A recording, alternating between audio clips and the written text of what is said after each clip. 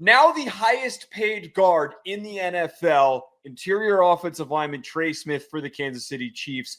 It is extremely warranted and is another example of Veach being one of the best, if not the best, general manager in the NFL. $94 million over 4 years, and the protection for Patrick Mahomes is built up and maintained.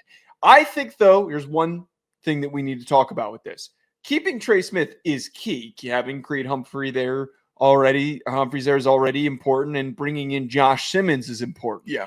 But do we feel comfortable enough with this offensive line going into 2025 that they're going to be able to get the job done after they had woes in the Super Bowl? It's always a little – I think I am confident in the offensive line for the Chiefs. I think that even in bad years, they can dominate most defensive lines. They can get by. Philly had an absolute a string of monsters on the defensive line that was able to pick at their weaknesses and really pressure Mahomes. But if they're firing against an average squad, Mahomes doesn't get touched that much. If they're firing against a bad squad, they put 40 up. And I think keeping Trey Smith really helps it. You're not going to find a better guard than Trey Smith. You're just not going to walk out into the market and say, well, wow, we'll get you for $20 million. You're going to be just as good. Not a shot. Paying guards, people don't like it, though. There is a weird feel. Fans hate it when their teams pay guards big money. It's not sexy. It's automatic. It's automatic. Like, oh, we're paying the big phone booth monster to stay on the team. That's real exciting. It's because they never see the jersey. No one's ever got the jersey of a guard, and which would rule. I'd love to see Trey Smith jerseys walking around in Arrowhead.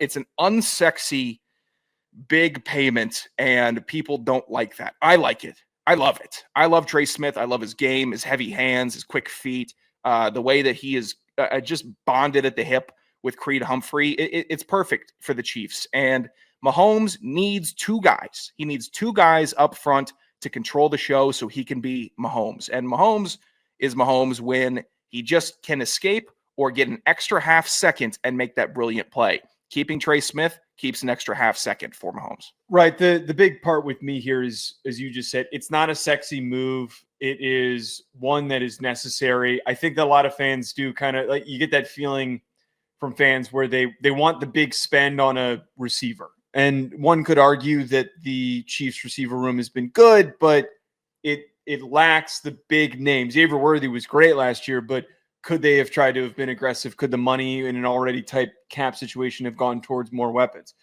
Prioritizing the offensive line is the biggest need. And I've said this after they drafted Simmons, who is probably going to take a little bit of time to get into the lineup, that this offensive line by the end of the season, maybe not the middle of the season, there's going to be a feeling out period, will return to that normal level of expectation of dominance that we've seen from Chiefs offensive lines. It's a really good litmus test to see if you got dumb fans or not on your team, because Cowboys fans weren't upset when Zach Martin was signed for big money. I know Atlanta fans are not upset that their guards get paid. Holy Chris Lindstrom, Jesus. But like, what? Skins fans, when Brandon Scherff was there getting paid, hated it. They called in, why are we paying this guy?